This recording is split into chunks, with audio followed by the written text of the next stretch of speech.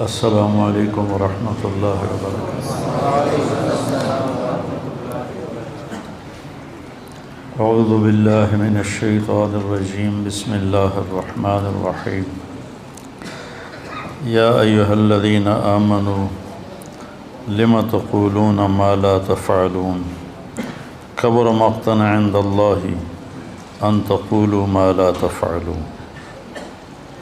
اے ایمان والو، وہ بات کیوں کہتے ہو جو کرتے نہیں ہو؟ بہت بڑا جرم ہے اللہ کی بارگاہ میں کہ تم وہ کہو جو تم کہتے نہیں ہو۔ بسم اللہ الرحمن الرحیم، والصلاة والسلام علی رسولہ الکریم وعلی آلہ وصحبہ اجمعین۔ رمضان المبارک میں قرآن پاک کا کوئی نہ کوئی حصہ بیان کرتا رہتا ہوں، کئی سال سے معمول ہے۔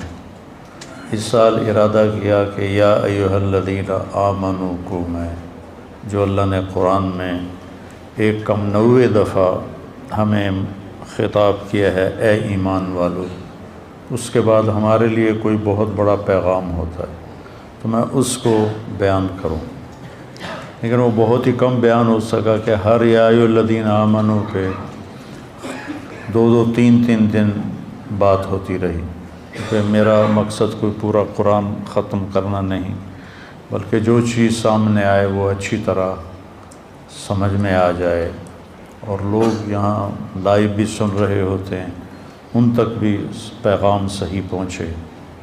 قرآن ہدایت نامہ ہے۔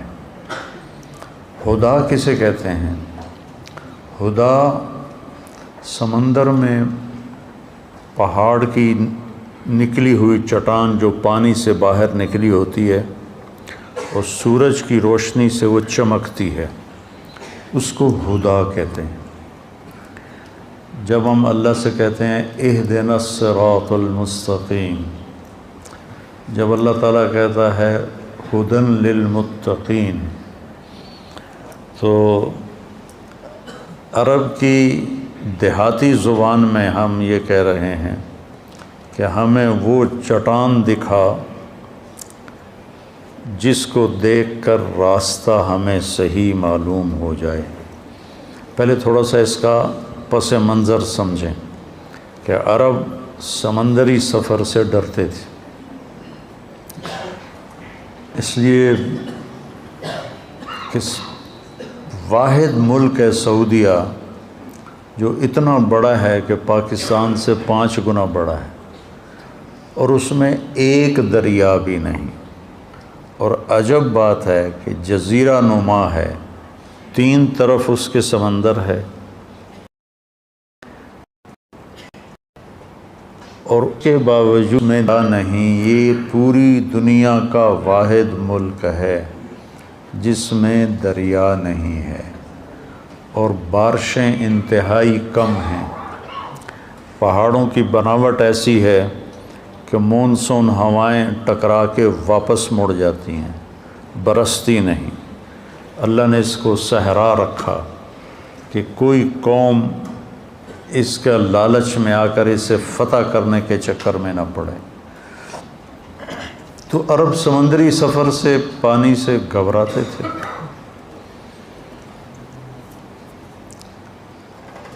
لیکن سمندری سفر تو کرنا ہی پڑتا تھا، تو اس زمانے میں رات کو بالنجم ہم یہتدون، رات کو ستاروں کو دیکھ کے وہ اپنی راہیں متعین کرتے تھے، اور دن میں سمندر میں نکلی ہوئی پہاڑی چوٹیاں وہ ان کی نشانی ہوتی تھی، جس کو ہدا کہتے ہیں۔ ایسے کہ یہ جو چوٹی ہے اس سے جدہ کی طرف راستہ مڑتا ہے، یہ جو چوٹی ہے اس سے یمبو کی طرف راستہ مڑتا ہے، یہ جو چوٹی ہے اس سے عقبہ کی طرف راستہ مڑتا ہے۔ کمپاس کوئی نہیں، نقش نہیں، تو ان کے لیے پہاڑ کی چوٹی راستہ دکھانے والی ہوتی تھی، اس کو کہتے تھے ہدا۔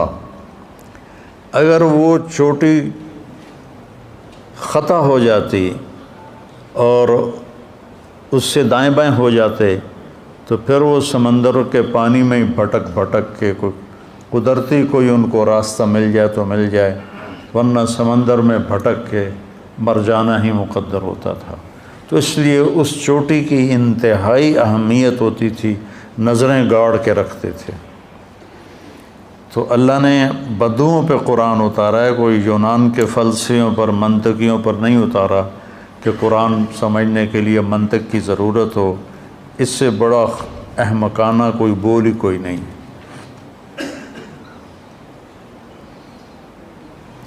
تو بدو کی زبان میں وہ پہاڑ کی چوٹی ہے جہاں سے اس نے راستہ پکڑنا ہے، ورنہ وہ ہلاک ہو جائے گا۔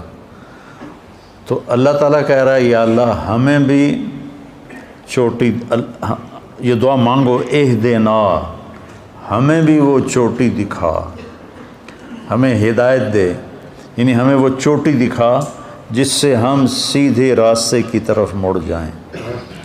یہ ایک پہاڑ کی چوٹی ہے اور اس سے یوں راستہ مڑ رہا ہے، تو اس وقت ان کی نظریں ہوتی تھیں، بادبان اس کے مطابق فٹ کر دیے جاتے تھے۔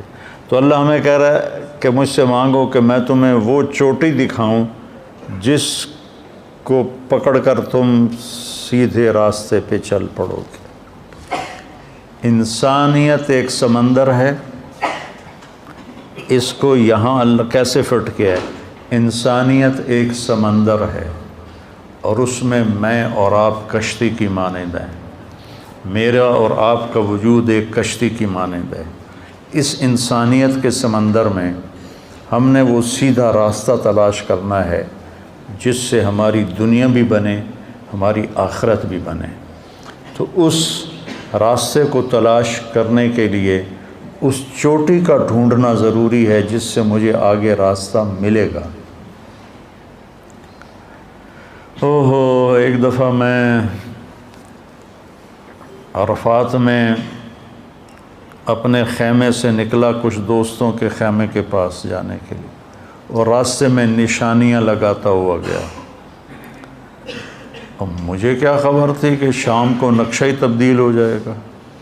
جب میں عصر کے بعد باہر نکلا تو ساری نشانیاں ٹوٹی پڑی تھی، تو میرا کلیجہ ایسے اچھل کے منہ کو آ گیا کہ اوئی ہوئی کیا بنے گا، کہ اب میں کدھر جاؤں۔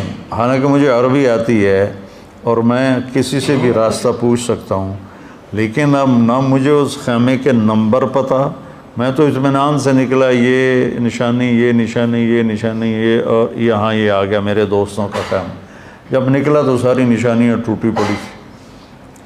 تو اس وقت جو میری کیفیت ہوئی، 1 گھنٹے کے لیے میں اندازے سے چلتا گیا اور اپنے خیمے میں پہنچا۔ اس شک والی کیفیت میں میری جان نکل رہی تھی، حالانکہ کوئی ایسا مسئلہ نہیں تھا۔ میں نے تو اگر نہ بھی ملتا تو میں پیدل ہی چلا جاتا، مزدلفہ کی طرف لوگ پیدل جا رہے تھے۔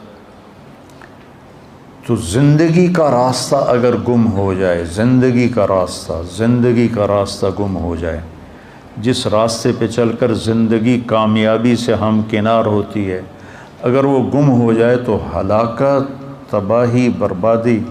آپ جا رہے ہو نا گاڑی میں، اور ایک موڑ آپ غلط مڑ جائیں تو آپ سٹ پٹا جاتے ہیں کہ یار کہ غلط ایگزٹ لے لیا جا، اب وہ دوبارہ چکر کاٹ کے آنا پڑے گا۔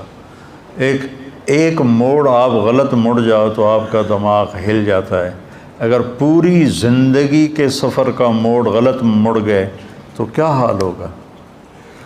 تو اللہ تعالیٰ نے پھر ہمیں سیدھا راستہ دکھانے کے لیے کہا، ہم نے مانگا اہدنا، ہمیں وہ چوٹی دکھا جس سے آگے ہمیں سیدھا راستہ ملے گا، الصراط المستقیم۔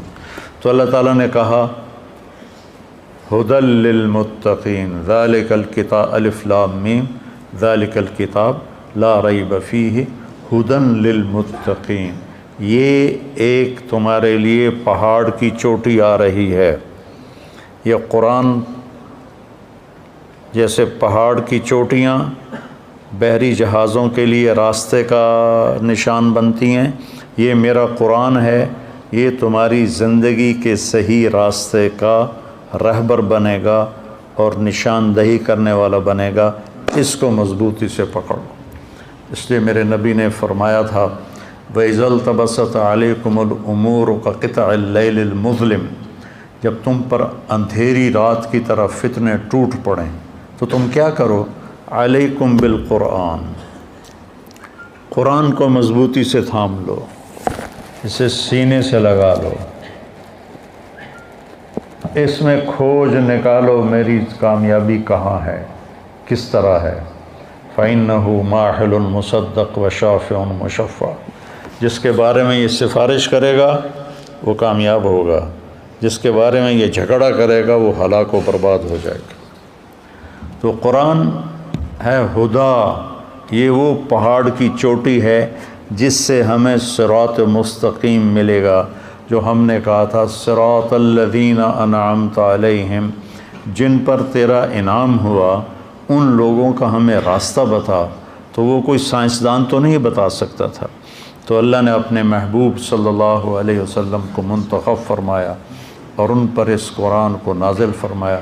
پہلے آسمانی کتابیں اترتی تھیں تو آسمان کے دروازے بند نہیں کیے جاتے تھے، کھلے رہتے تھے، شیطان اوپر جاتے تھے، آسمان کے فرشتوں کی باتیں سن کر جھوٹی سچی ملا کر کاہنوں کو بتاتے تھے۔ لیکن جب قرآن اترنا شروع ہوا تو آسمان کے دروازے بند کر دیے گئے۔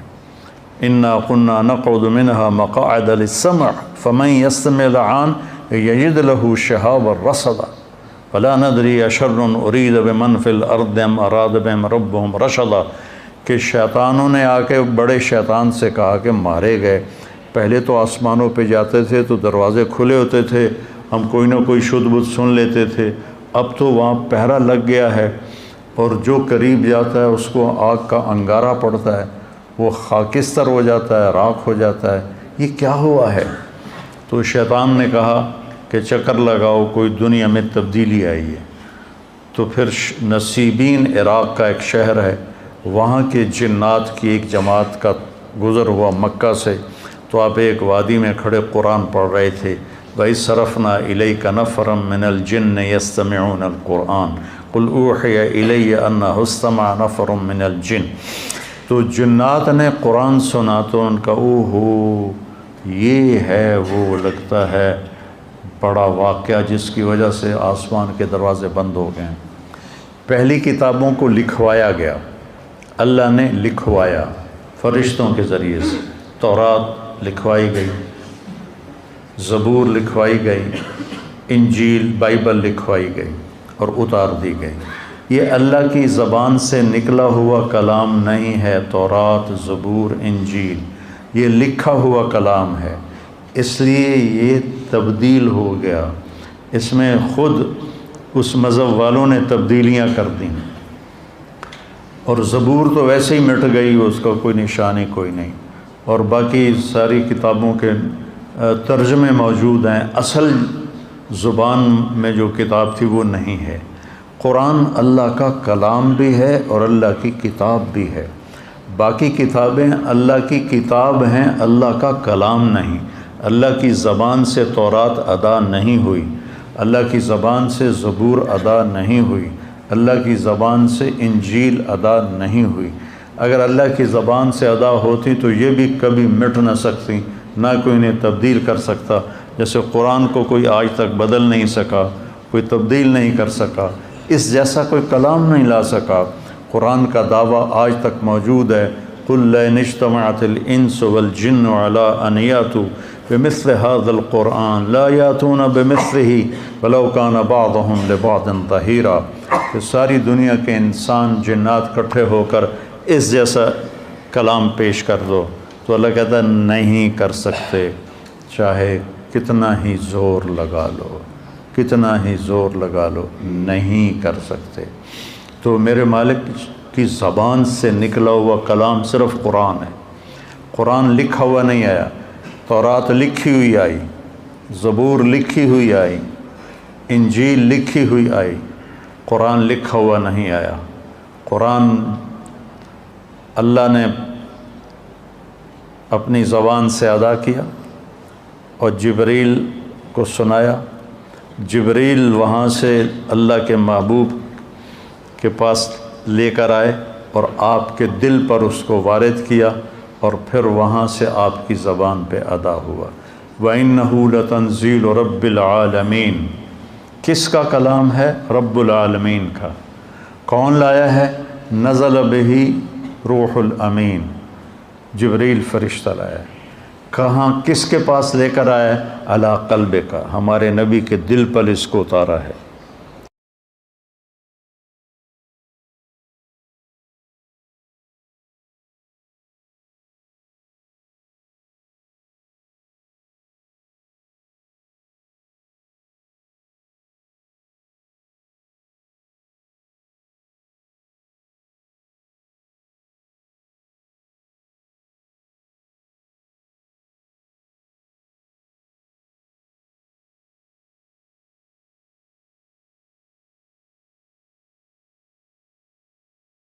زبان پر نہیں اترا، دل سے پھر زبان پر آیا۔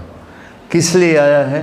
لتکون من المنذرین، لوگوں کو آخرت کے بارے میں خبردار کرنے کے لیے آیا ہے، اور برے کام کے انجام بتانے کے لیے آیا ہے، اور اچھے کام کے نتیجے بتانے کے لیے آیا ہے۔ کس زبان میں ہے؟ بلسان عربی مبین، خوبصورت واضح عربی زبان میں ہے۔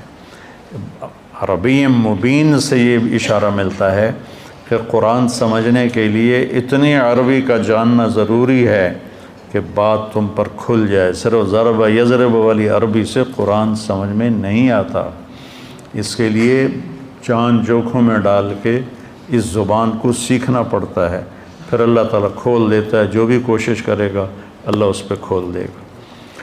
تو قرآن اللہ کی کتاب ہے، اللہ کا کلام ہے۔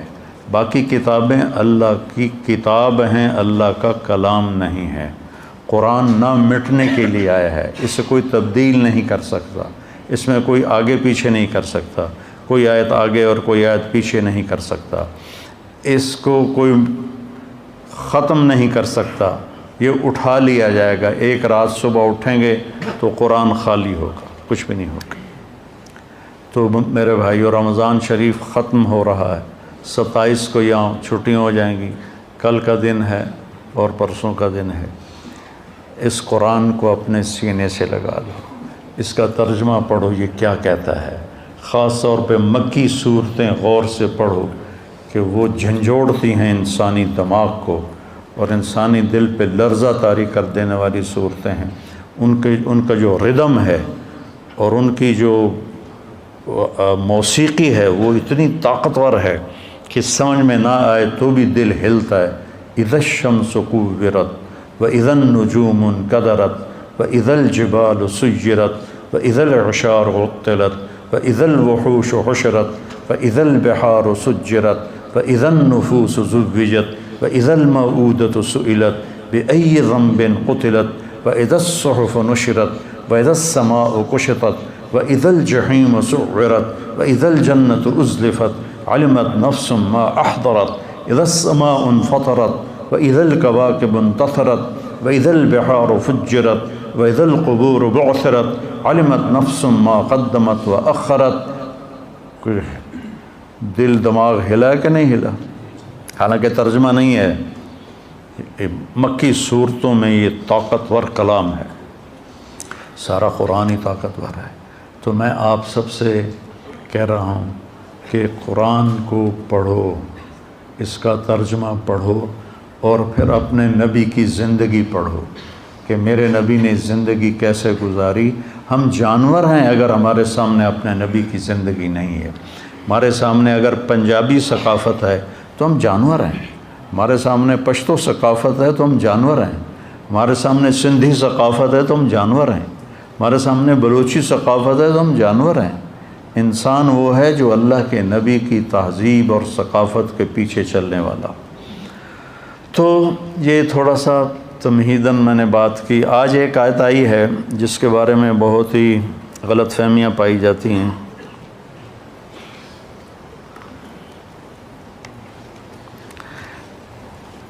اے ایمان والو، یا ایھا الذین آمنوا لم تقولون ما لا تفعلون، جو کرتے نہیں وہ کہتے کیوں ہو؟ اس آیت سے ایک بہت غلط مفہوم سمجھا جاتا ہے کہ کسی کو اچھائی کی بات کرنے کے لیے ضروری ہے کہ پہلے خود عمل کرو.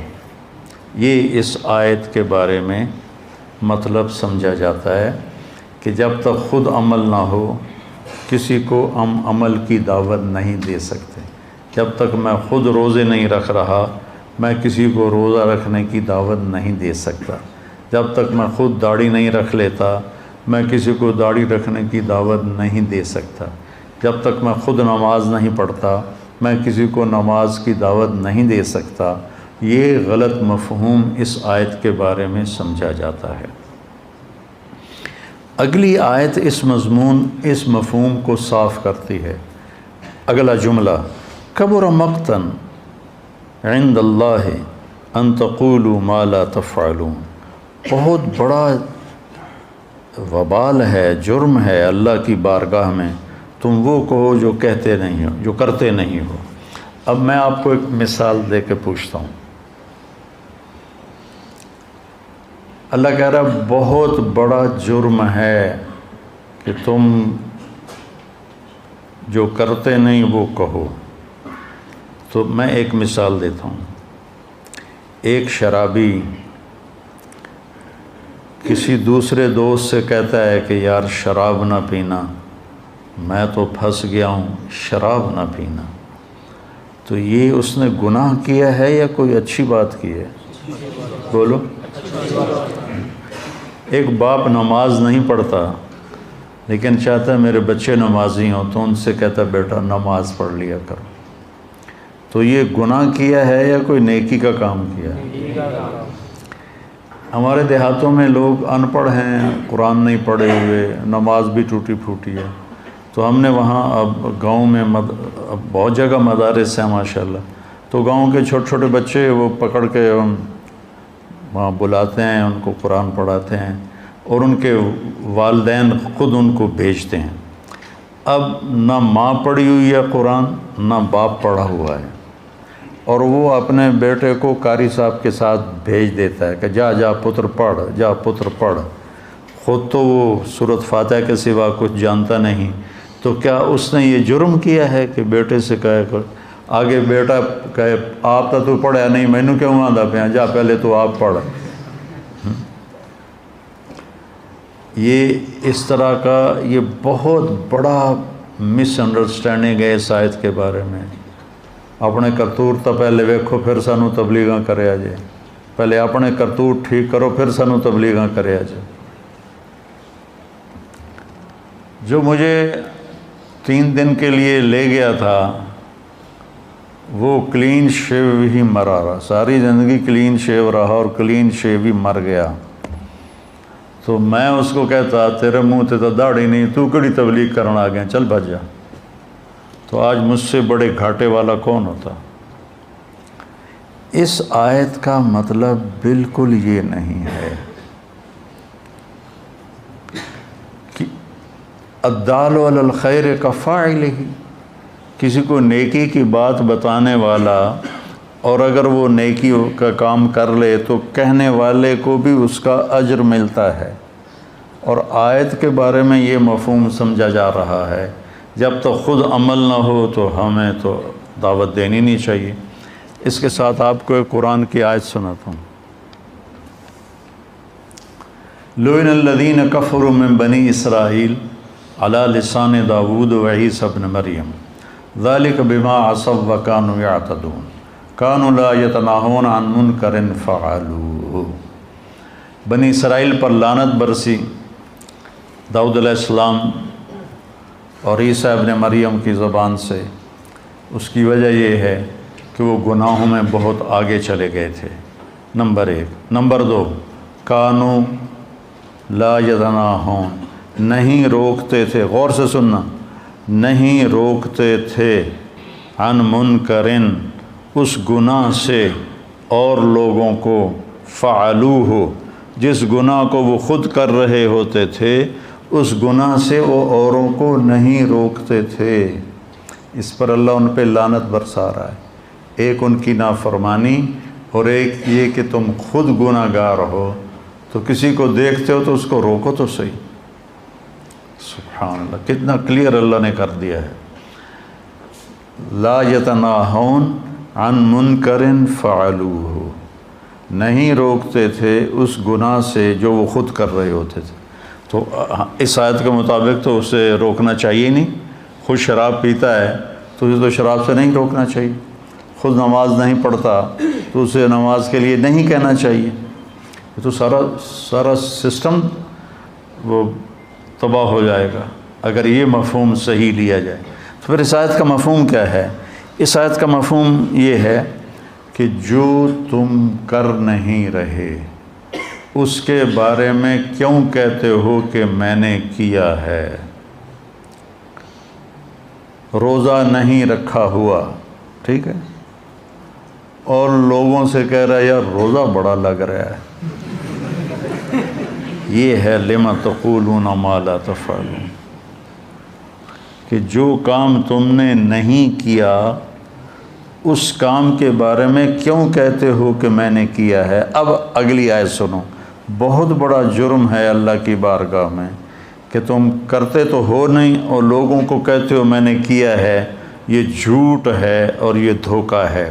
اس لیے یہ بہت بڑا جرم ہے اللہ کی بارگاہ میں. تب جا کر کبر مقتن اپنے مقام پر آئے گا، ورنہ تو کبر مقتن کا تو یہاں کوئی موقع ہی بنتا ہوا نظر نہیں آتا. جس نے مجھے عالم بننے کی ترغیب دی وہ ایک کوثر نام تھا اس کا، پشاور کا تھا، اور ایک اس کا جنرل سٹور تھا اور میری رائیونڈ میں اس کے ساتھ تشکیل ہو گئی. میں 4 مہینے کے آخری ہفتے میں تھا اور ایک لمحے کے لیے بھی میرے دل میں نہیں آیا 4 مہینے میں کہ میں ایک دفعہ خیال آیا. میں یہ سمجھتا تھا، آپ دیکھو کس قدر یعنی اس راستے کی اور اہل علم کی دل میں کمی تھی کہ میں سمجھتا تھا آدمی 6 مہینے میں مولوی بن جاتا ہوگا. تو میں نے ایک مولوی صاحب سے پوچھا، میں نے کہا ایک مولوی کو بننے میں کتنے مہینے لگتے ہیں؟ مہینے؟ وہ کہنے لگا 8 سال لگتے ہیں. میں کو تیرا بھلا ہو جائے گا، 8 سال بڑا اوکھا کام ہے. تو میرے ذہن سے وہ نکل گیا. تو وہ میرے سال مجھ سے بڑا تھا عمر میں، وہ دکاندار تھا، دکان چلاتا تھا. میری تو اسے 18 سال عمر تھی. تو وہ مجھ سے پوچھتا ہے تم کیا کرتے ہو؟ میں نے کہا میں نے FSC کی ہے، میں نے میڈیکل کالج میں میڈیکل پڑھنا ہے، ڈاکٹر بننا ہے. کہنے لگا تمہارے والد کیا کرتے ہیں؟ میں نے کہا وہ ذمہ دار ہیں. کہنے لگا پھر تم عالم بن جاؤ، ڈاکٹر بن کے کیا کرو گے؟ عالم بن جاؤ تمہاری آخرت بن جائے گی. اب میں اسے کہتا پہلے اپنی دکان سنبھال پھر میرے نال گل کریں. آپ تو دکاندار ہیں، میں نے تو آکھی جانا ہے عالم بن جا، چل. تو کتنا گھاٹے کا سودا ہوتا میری زندگی کا. تو مجھے ترغیب دینے لگ گیا تو عالم بن جا. میں کہا یار میری جان چھاڑ، مشکل کام ہے، میں نہیں کر سکتا. کہنے لگا اچھا ڈاکٹر بن کے کیا کرو گے؟ اتنا ہی ہے نا کہ پہلے بھی اللہ نے مال دیا ہوا ہے. اس نے پیسے کا لفظ استعمال کیا تھا. پہلے ہی اللہ نے پیسے دیے ہوئے ہیں، تو ڈاکٹر بنو گے تو کچھ پیسے اور زیادہ ہو جائیں گے، اس سے زیادہ تم ڈاکٹری میں کیا کرو گے؟ اس نے میری کلی اڑا دی، بھگ سے اڑ گئی. میں کہا یہ کتنی صحیح بات کر رہا ہے. چونکہ میں جب بھی ترغیب سنتا تھا ڈاکٹر بنو تو اس میں 2 باتیں مجھے یاد ہیں، میرے کانوں میں، میری یادداشت ٹھیک ہے ابھی تک. میری ماں بولتی یا میرا باپ بولتا یا میرا چاچا بولتا یا میرا کوئی بھی بولتا تو وہ کہتے طارق میاں ڈاکٹر بن جا، بڑے پیسے، بڑی عزت. میری یادداشت میں نہیں کہ کسی نے کہا ہو لوگوں کی خدمت کرو گے، مریضوں کا علاج کرو گے، ان کی دعائیں لوگے. نیور، ہرگز نہیں. بھائی یہ 2 باتیں، ڈاکٹر بن جاؤ، بڑے پیسے، بڑی عزت. تو اس نے میری وکٹ اڑا دی کہ پہلے بھی اللہ نے دیا ہوا ہے، 100 پہ 1000 ہو جائیں گے. میں نے کہا یار یہ بات تو ٹھیک کر رہا ہے. تو اللہ نے میرا دماغ گھمایا اور آج میں آپ کے سامنے بیٹھا ہوں، میری زندگی گزر گئی اس راستے میں۔ تو میں تو اس کے لیے اتنی دعائیں کرتا ہوں، اس کا احسان ہی میں نہیں اتار سکتا کہ اس نے مجھے میرے پیچھے ہی پڑ گیا۔ تو اس آیت کا یہ مفہوم کبھی بھی نہیں رہا کہ خود عمل نہ ہو تو اوروں کو عمل کی دعوت نہیں دے سکتے، یہ کبھی بھی نہیں رہا۔ امام احمد بن حنبل اور ابوبکر صدیق، یہ دو ہستیاں ایسی ہیں جن کے بارے میں تاریخ کہتی ہے، ابو ہریرہ کہتے ہیں کہ اگر ابو بکر نہ ہوتے تو اللہ کا نام لینے والا کوئی نہ رہتا، اور اس کے پھر کوئی 250 سال کے بعد امام احمد بن حنبل کے بارے میں تاریخ نے یہ لکھا کہ اگر احمد بن حنبل نہ ہوتے تو اللہ کا نام لینے والا کوئی نہ رہتا۔ ایک بہت لمبی کہانی ہے جس میں اس قرآن کے بارے میں ایک غلط عقیدہ بدعتیوں نے ڈال دیا تھا۔ اس پر امام احمد بن حنبل جم گئے کہ میں اس عقیدے پر کبھی بھی فتویٰ نہیں دوں گا۔ حکومت ساری اس عقیدے پر آ گئی، کتنے علماء قتل کیے گئے، اور آخر ان کی باری آئی، یہ پکڑے گئے تو ان کو پہلے جیل میں ڈال دیا گیا۔ اس وقت معتصم باللہ، ہارون رشید کا بیٹا، وہ خلیفہ تھا، امیر المومنین تھا، اور وہ بھی اسی عقیدے کا تھا۔ اس سے پہلے مامون رشید کا دماغ پھرا اور وہ لائن سے اترا، اور آپ طلبہ بیٹھے ہوئے، سب سے پہلا شخص جو امت محمد میں منطق کو لایا وہ مامون رشید تھا۔ اگر یہ کمبخت ہدایت کا ذریعہ ہوتی تو مامون تو گمراہ نہ ہوتا۔ منطقی دلائل سن کر، اور وہ قرآن کے مخلوق ہونے کا دعویٰ کر بیٹھا۔ وہ حافظ حدیث تھا، اور حافظ قرآن تھا، اور حافظ الحدیث تھا، اور ایسا پٹڑی سے اترا، ایسا پٹڑی سے اترا، کتنے بڑے بڑے علماء اس نے قتل کروائے، اور کتنے سال تک امت اس فتنے سے گزرتی رہی اور مصیبت اٹھاتی رہی۔ تو سبب اس کا منطق تھی، منطق۔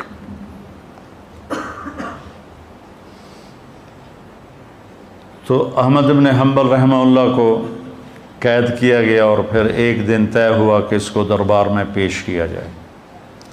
تو احمد بن حنبل فرماتے ہیں کہ مجھے خیال آیا کہ میں بوڑھا ہو گیا ہوں اور میں یہ حکمرانوں کے کوڑے برداشت نہیں کر سکتا، میں ان کی سزا برداشت نہیں کر سکتا، تو میں بھی جان بچانے کے لیے کہہ دوں گا ٹھیک ہے قرآن مخلوق، چونکہ جان بچانے کے لیے کلمہ کفر کہنا جائز ہے۔ کہنے کہ یہ میرے اندر خیال آ گیا۔ جس دن مجھے لے جا رہے تھے دربار میں، بیڑیوں میں اور چھتوں پہ عورتیں اور گلی میں لوگ اور ایک رش رولا، ایک قدآور آدمی مجمع کو چیرتا ہوا آگے آیا۔ وہ اتنا قدآور تھا کہ لوگوں میں اس کا قد نمایاں نظر آ رہا تھا۔ وہ کہتا احمد یا احمد۔ تو اس کی گرجدار آواز سن کر امام احمد نے سر اٹھایا تو کہنے لگا اتعرفنی، مجھے جانتے ہو؟ انہوں نے فرمایا نہیں، میں نہیں جانتا۔ کانا ابو الہیثم، انا ابو الہیثم، میں ابو الہیثم ہوں، بغداد کا سب سے بڑا چور۔ یاد رکھو مجھے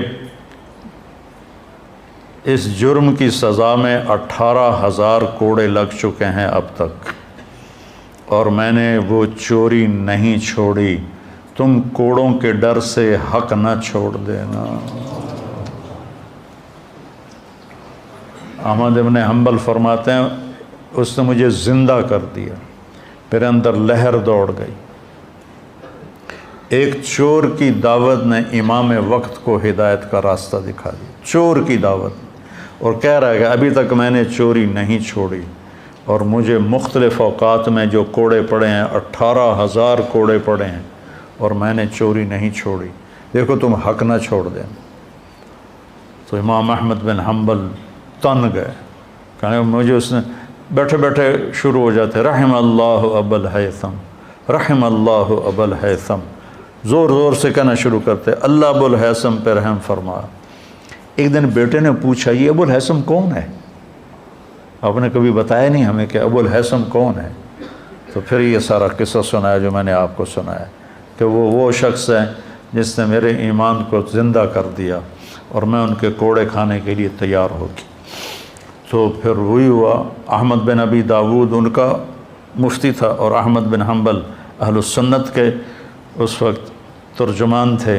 اس نے کہا یہ میرے نزدیک واجب القتل ہے، اس کا قتل، اس کا خون میرے ذمہ ڈال دو، اسے قتل کر دیا جائے۔ تو معتصم تھوڑا ڈرتا تھا کہ بہت بڑی شخصیت ہے، تو اس نے کہا کہ کون ہے جو ان کو کم سے کم کوڑوں میں ہلاک کر دے؟ تو ایک حبشی کھڑا ہوا، اس نے کہا جو میرے 10 کوڑے کھا لیتا ہے وہ زندہ نہیں رہتا۔ انہوں نے کہا تم اور اس کے کوڑے لگاؤ۔ ان کا کرتا اتارا گیا اور اس نے 60 کوڑے لگائے، 60، اور خون ایسے بہہ رہا تھا، اور ان کی چادر کھل گئی، تہمت کھل گیا۔ جب تہمت کھلا تو انہوں نے کہا یا اللہ مجھے بے پرد ہونے سے بچانا۔ تو کھلا ہوا کوئی چادر وہیں ہوا میں معلق ہو گیا، ایسے کھڑی ہو گئی، تو ان پر غشی طاری ہو گئی۔ تو احمد بن ابی داود آیا اور آ کر کہنے لگا اب بھی اگر تم کہہ دو قرآن مخلوق ہے تو میں تمہیں خلیفہ کے عذاب سے بچا لوں گی۔ تو نے ایسے جھرجھری لی اور کہنے لگے اب بھی تم کہہ دو کہ قرآن اللہ کا کلام ہے تو میں تمہیں اللہ کے عذاب سے بچا لوں گا۔ ایک چور کے کھاتے میں ہے امت کا اسلام، تو کبھی خیر کی بات سے منہ نہ موڑنا، چاہے تمہارا عمل ہے یا نہیں۔ دعوت دینا ہمارے ذمہ ہے، لوگوں کو خیر کی بات بتانا ہمارے ذمہ ہے۔ اس لیے میں کہتا رہتا ہوں کہ تبلیغ میں جاؤ آپ لوگ، صرف 3 دن لگا لیا کرو تو آپ کا بہت نفع ہوگا، بہت نفع ہوگا، بہت سیکھنے کو ملے گا۔ اور جیسے رمضان میں بھائی کوئی نماز پڑھ رہا ہے، کوئی قرآن پڑھ رہا ہے، کوئی تسبیح پڑھ رہا ہے، رمضان کے بعد بھی یہ شروع ہے تو انشاءاللہ بہت فائدہ ہوگا۔ سبحانک اللہم و بحمدک، اشہد ان لا الہ الا انت، استغفرک و اتوب الیک۔ اللہم انا نسألک خیر ما سألک منہ عبدک و نبیک محمد صلی اللہ علیہ وسلم، ونعوذ بک من شر ما استعاذک منہ عبدک و نبیک محمد صلی اللہ علیہ وسلم۔ اللہم انت المستعان و علیک البلاغ، لا حول ولا قوة الا باللہ، آمین۔